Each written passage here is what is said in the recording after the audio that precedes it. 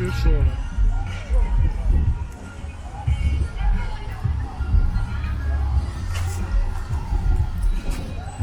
Няшечка.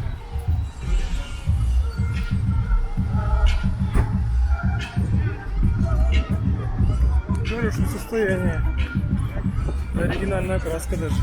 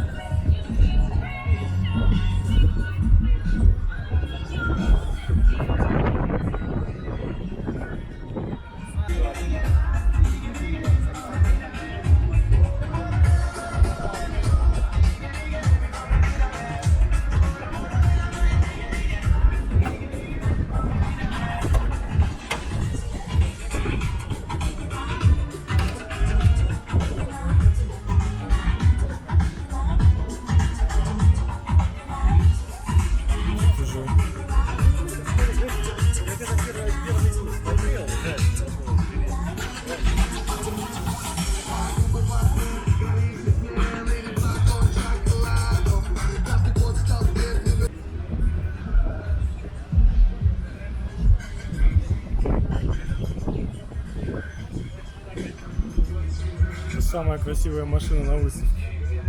Троечка.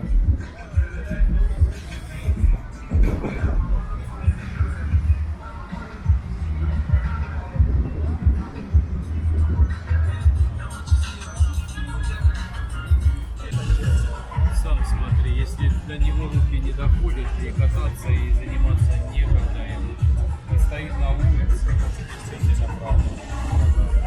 Оля, вот смотри, история. Вот стоит.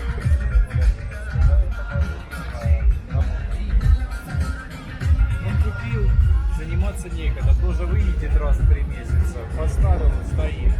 Фен на